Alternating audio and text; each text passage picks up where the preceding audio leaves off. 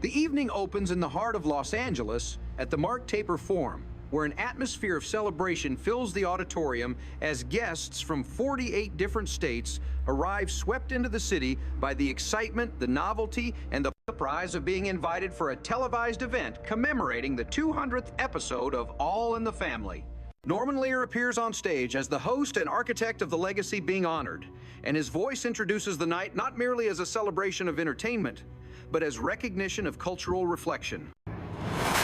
He frames happiness through an ancient Greek perspective, the exercise of one's most vital abilities in a life that provides scope, and in doing so justifies the 8-year run of the show, which has consistently pushed the boundaries of comedy to reflect pain, contradiction, and reality.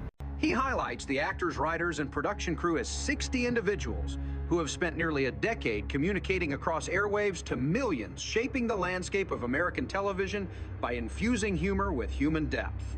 The audience is applauded not merely as spectators, but as collaborators who help discover and elevate the show after a difficult early beginning. Lear admits the show was hardly successful at first. Only after 15 weeks did the public embrace it.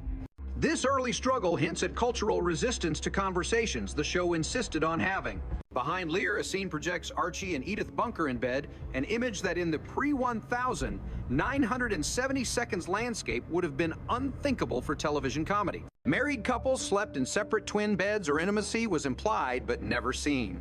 The show's willingness to depict adults sharing a blanket is both humorous and revolutionary. Edith sings as Archie winces under the weight of her voice, yet beneath the laughter rests authentic affection.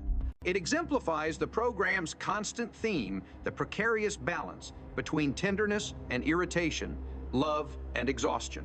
Laughter is not an escape from life's hardship. It is woven into it. Soon after, the tone abruptly shifts with Edith's anxiety about a breast lump. She confesses to Gloria with hesitation and shame. Her fear is not simply medical.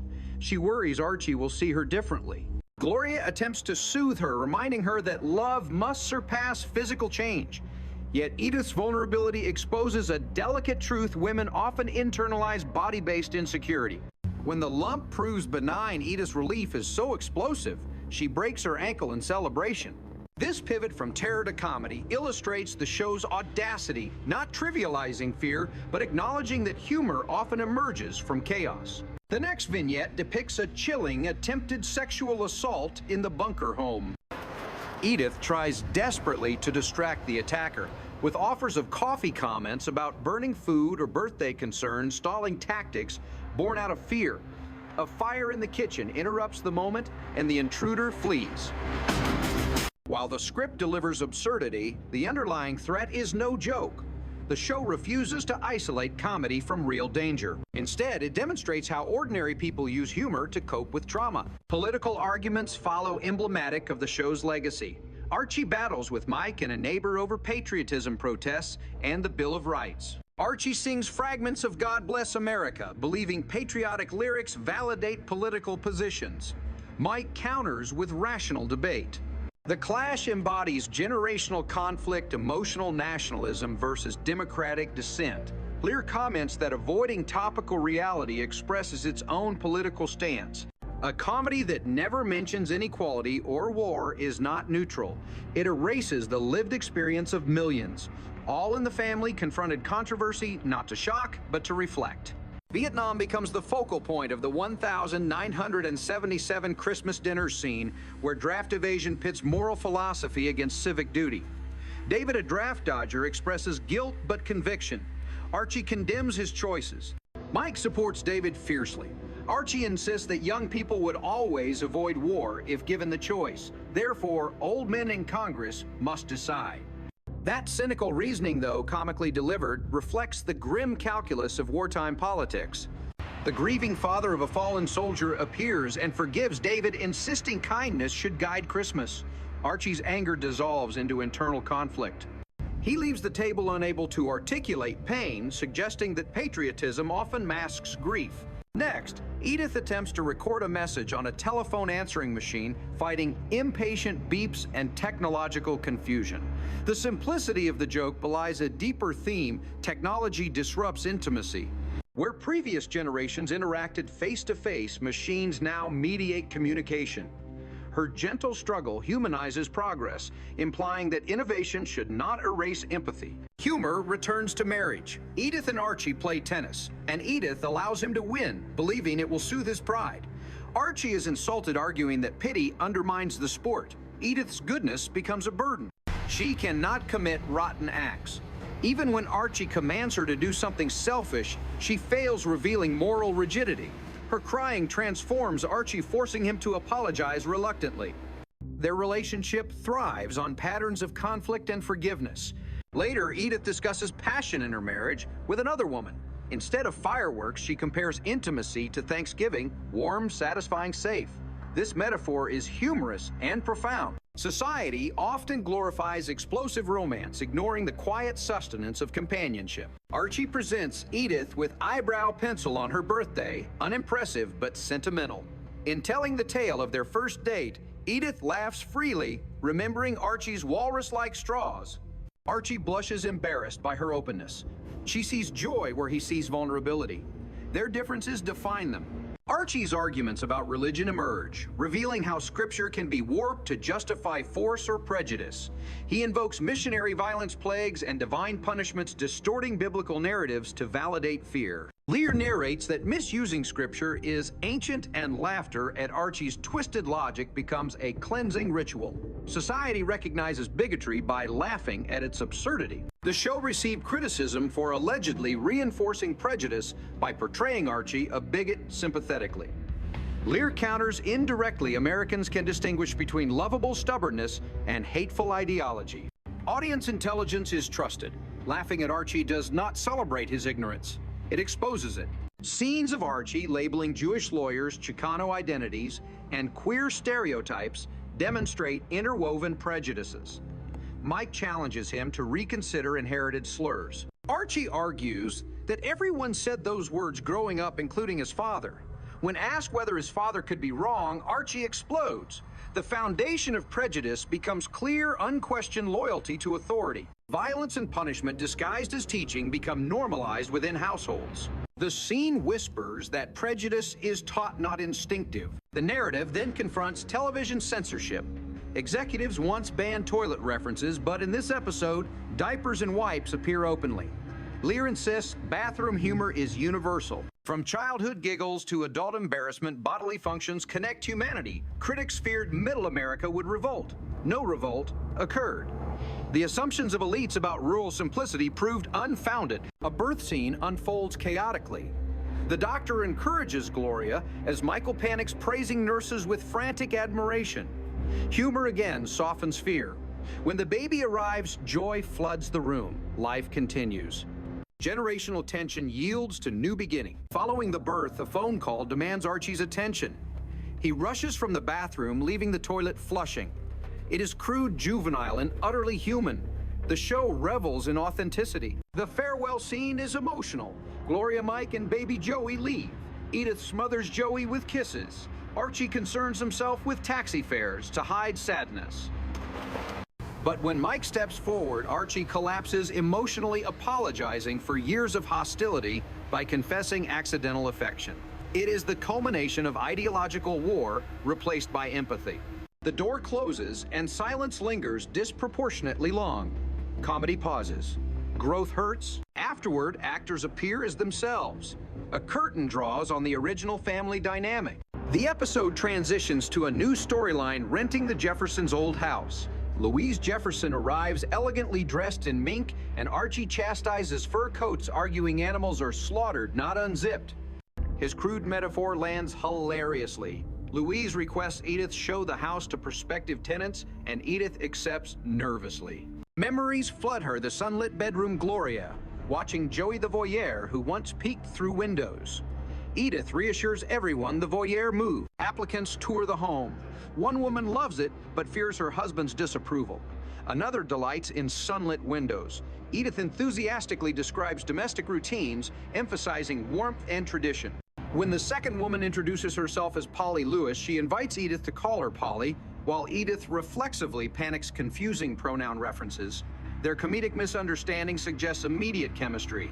Polly and Edith connect through shared homemaking experiences. Archie returns home suspicious of new neighbors. He demands Edith describe Polly's skin color. She replies a regular color meaning familiar. Archie's sigh of relief is exaggerated. Later, Polly visits. Archie mistakes her for domestic help. Her sharp retort underscores racism without personal attack. Edith's embarrassment grows while Archie clumsily attempts recovery. Soon after, Edith brings sandwiches to Polly's house and meets Polly's husband, Ed. Ed carries a firearm which alarms Archie until he learns Ed is a detective. Suddenly, Archie celebrates law enforcement presence next door, ironically, attempting to exploit Ed's position to dismiss a garbage ticket. Ed explains he works in vice, not sanitation. The awkwardness is thick, punctuated by Edith's attempts to maintain decorum. Back at home, Archie interrogates Edith about Ed worrying he could resemble George Jefferson in temperament. Edith insists the opposite. Archie fears life repeating itself. His discomfort with change reveals internal fragility, not hatred. Stephanie, their foster child, returns from school. Archie dismisses her poor math grade, insisting girls should focus on beauty rather than arithmetic. This moment illustrates generational gender expectations, practical skills for men, attractiveness for women. Stephanie later confesses she is poorly graded. Archie claims it is fine for a girl reinforcing stereotype. Stephanie's attempt to internalize this contradiction shows how children adopt bias subtly. Later, they receive word that Floyd Mills, Stephanie's father, has returned. Edith's reaction is panic. Archie attempts stoicism but reveals tension through sarcasm. Their debate about custody exposes deeper existential divisions. Edith believes love saves. Archie believes survival matters. When Floyd arrives, remorse and desperation shadow his voice. He praises the bunker's care for Stephanie, acknowledging his inability to provide stability. Edith's relief is palpable. Archie praises Floyd's nobility. The moment is warm until Floyd asks for $1,000. His blackmail devastates Edith. Archie becomes furious. Floyd frames it as necessity. The negotiation drops to $750, absurdly invoking a family discount. Addiction and poverty distort Floyd's moral compass. That night, Archie and Edith go to Floyd's seedy hotel. The environment reeks of decay and hopelessness. A passerby casually mentions an unconscious man lying in the alley. Archie forces Edith to sit and look blank, fearing she will reveal their desperation. Floyd confesses his dream of moving to Brazil to pick bananas, symbolic escapism. Archie weaponizes reverse psychology, claiming he does not want Stephanie anyway. Floyd threatens to pick her up in the morning. Edith breaks down. Finally, Floyd admits he cannot provide care. He leaves Stephanie with them. Returning home, Edith waters houseplants that are 9 years old, symbolizing rootedness. Archie claims plants steal oxygen. Edith corrects him gently. He defends his mistaken logic loudly. Their dynamic is timeless. Stephanie arrives and talks about school, Little League pitching, and summer backpacking plans. Her voice reveals belonging. She belongs at the bunker's home.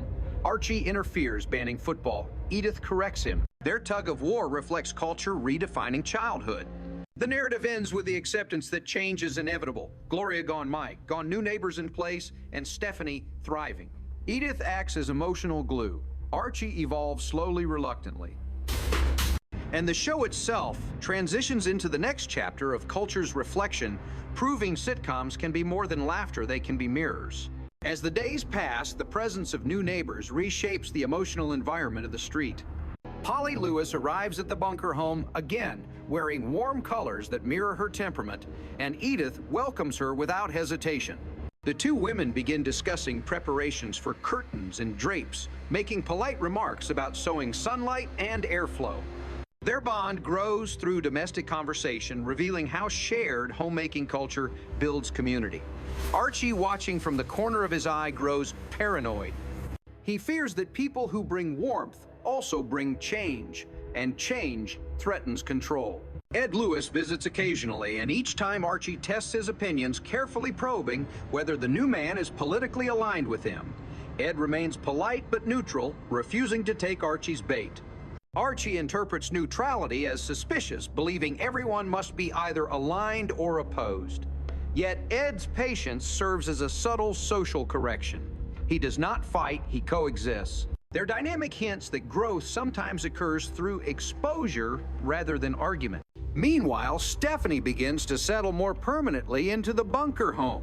She practices arithmetic quietly at the table, and despite Archie's earlier remarks about girls and beauty, she becomes invested in improving her grades. Edith helps her, offering warm encouragement. Archie interrupts occasionally, asking what she is learning, pretending disinterest while observing closely.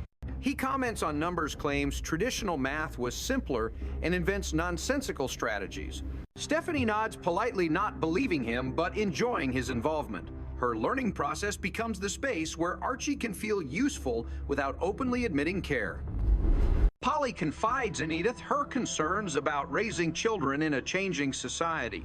She mentions the fear of violence, political extremism, and social division. Edith listens without judgment, occasionally offering phrases like "I know what you mean," but rarely providing solutions. Her listening alone comforts Polly. Their friendship reveals a recurring truth: people heal not because someone solves their problems, but because someone witnesses them. In contrast, Archie's method of support is blunt and loud. When Steffi complains about school bullies, Archie suggests punching the biggest one first. Edith boldly rejects the idea, introducing the concept of talking to teachers. Archie grumbles, suggesting that the world is tougher than dialogue suggests. Yet his tone softens when he sees fear in Steffi's eyes. His advice becomes more balanced: be brave, but do not start fights. Even in contradiction, he evolves incrementally. Late nights bring introspection. Archie sits in his recliner, watching television, muttering criticisms about modern programming. Edith, knitting nearby, comments softly that times change because people change. Archie argues that times change because they go wrong. Edith smiles, reminding him that some changes are blessings, not losses. Their philosophical duel is gentle but constant. Archie's nostalgia is a shield.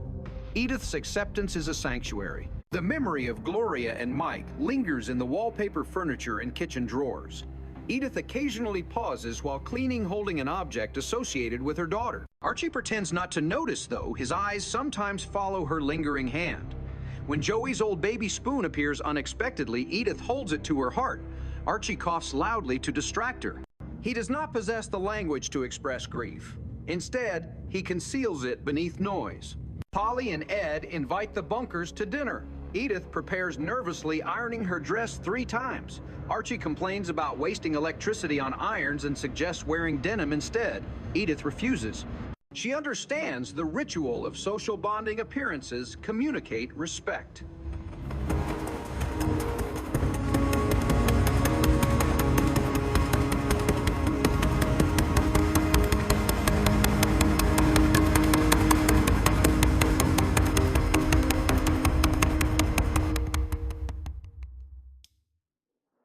During dinner conversation, Polly and Ed answer gracefully, deflecting tension. Archie reveals bias unconsciously, not maliciously. Ed counters with reason, presenting evidence instead of anger. Their conversation becomes a miniature theater of American identity prejudice confronted by patience. At one point, Ed discusses gun responsibility, explaining that law enforcement officers must account for every bullet fired. Archie listens, shocked by the burden of documentation. His previous fantasies of police as untouchable diminish slightly. Ed's responsibilities present a sobering reminder that authority includes accountability. Edith admires Ed's calmness and praises his courage. Archie pretends he knew all of this already, though his expression reveals new respect. Meanwhile, Stephanie develops a friendship with a neighbor girl named Amy. They play computer football games, explore backyard sandboxes, and borrow baking ingredients. Their innocence contrasts sharply with the adult world of anxiety, mortgage payments, and ideological disagreements. Through the 2 children, the show illustrates generational healing. Where adults build walls, children build games. When Edith learns that Amy's family keeps a kosher kitchen, she becomes fascinated with cultural difference. Archie responds with skepticism, claiming culinary rules are unnecessary. Edith counters that difference enriches neighborhoods. Polly overhears and nods approvingly. This simple exchange demonstrates how exposure diminishes fear. Floyd Mills calls occasionally, leaving messages that smell faintly of regret. He promises to pay back what he never received. He assures he has lined up work, but always hesitates at the last moment. Edith does not believe him, but hopes for him anyway. Archie sighs, predicting recurring collapse. Their difference reflects an ancient dichotomy: optimism versus realism. Yet both perspectives hold emotional truth. One night, Stephanie overhears Edith whispering about Floyd's struggles. She asks whether her father will return. Edith answers, honestly, she does not know, but she hopes so. Stephanie looks down at her feet and whispers she is happy where she is. Edith embraces her, but does not share this moment with Archie. She knows he would mock sentiment. Still, later that evening, she mentions it casually, watching Archie's reaction. He shrugs, but smiles faintly, a quiet admission of pride. Weeks pass. The rhythms of life settle. Archie learns to appreciate Ed's presence next door. He jokes about calling him during trouble, though trouble rarely arrives. One afternoon, when a suspicious car appears on the street, Archie rushes to Ed's door in panic, imagining a burglary. Ed inspects calmly. It turns out to be a delivery driver for flowers. Embarrassed, Archie retreats home and blames modern delivery practices. Edith and Polly begin baking together. Their kitchens exchange aromas: cinnamon, vanilla, chocolate. Neighborhood children begin gathering around their porches waiting for treats. Archie complains that the activity attracts noise, but secretly enjoys the liveliness.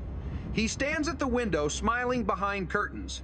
One afternoon, Stephanie returns home with a letter about a school talent show. She wishes to sing, but feels shy. Edith encourages her. Archie scoffs, claiming only professionals sing on stage. But later, when Edith leaves the room, Archie kneels beside Stephanie and teaches her an old song. He hums softly, at first embarrassed, then sings. Stephanie's eyes widen, marveling at the rarity of the sound. Archie snaps back to toughness, claiming she should forget the song. But his voice betrays pride. At the talent show, the neighborhood gathers. Polly sits in the front row, cheering loudly. Ed films the performance. Edith claps gently with tears in her eyes. Stephanie sings courageously, voice trembling, though she finishes strong. Archie remains silent, arms crossed. Yet when the crowd applauds, he stands tallest, pretending to stretch. His pride seeps through posture rather than voice. After the show, a small group of parents compliment Edith on raising such a lovely child. Archie interrupts, stating confidently that Stephanie has good discipline because he yelled at her properly. Edith gives him a glance, a mix of disbelief and affection. She knows his contribution is deeper than he admits, manifested in the quiet nights of whispered advice. As autumn approaches, the neighborhood transitions. Leaves gather on sidewalks. Children trade baseball gloves for scarves. Edith decorates the porch. Archie grudgingly hangs lights, complaining about extension cords. He mutters about safety regulations, though he secretly enjoys neighborhood compliments. Polly brings over hot cocoa, and Ed shares a story from the precinct, humorous but laced with the weight of experience. Archie listens intently, finally understanding the burden Ed carries. A letter arrives, unexpectedly addressed to Stephanie. Nervously, Edith opens it. Floyd writes that he has entered rehabilitation. He apologizes deeply, acknowledging he cannot provide a home. The words are shaky, uneven. Guilt saturates the ink. Stephanie reads it silently, then folds it carefully. She cries softly, not out of abandonment, but relief. She now possesses clarity. Edith holds her, and Archie pats her shoulder awkwardly. When Stephanie whispers that she belongs here, Archie finally admits aloud, "Yeah, you do." That night, Edith reflects quietly at the kitchen table, sipping tea. Archie enters, sits, and asks if she is thinking about Gloria. Edith nods. He nods too. Their silence is comfortable. He places his hand over hers, not romantic, not dramatic, simply supportive. Edith smiles. Their love consists of these small gestures. Later, as the audience of the televised celebration rises from their seats, Norman Lear returns to the stage. He reflects that television must provoke thought, irritate comfort zones, and trigger laughter simultaneously. He poses a question: do we want television that challenges us, or television that anesthetizes us? The applause that follows is not just noise, it is agreement. As the celebration concludes, the camera shifts briefly to the fictional scene behind the curtain, Archie diapering a baby struggling comically with wipes, powder, and balance. The room bursts into laughter. The juxtaposition of celebration and chaos reinforces the core message: the human condition is messy, imperfect, hilarious. The final goodbye scene returns one last time. Mike and Gloria carry luggage ready to leave. They hug Edith, who cries quietly. Archie stands stiffly, fighting emotion. He tells Mike to send postcards, pretending that postcards serve Edith when truly they serve his anxious heart. When the taxi drives away, Archie watches longer than Edith. He closes the door slowly, breathing deeply. That breath contains decades of emotional restraint breaking for half a second. Light fades. The credits begin. The legacy transitions. In the Bunker household, new beginnings stand where old patterns used to live. Stephanie sleeps peacefully upstairs, Polly, and Ed prepared drapes next door, and Edith tidies dishes while humming gently. Archie mutters complaints about noise, modern values, and changing times, but behind his complaints lies acceptance. He sits in his recliner again, not alone, but transformed.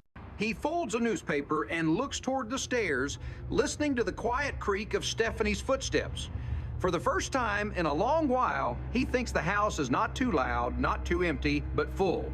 And as night closes over, Queen's laughter continues. Not the laughter of a television audience, but the laughter of a neighborhood discovering that change. Though frightening is the only path toward growth, Archie does not admit it. Edith does not force him. The world simply moves, and the Bunkers move with it.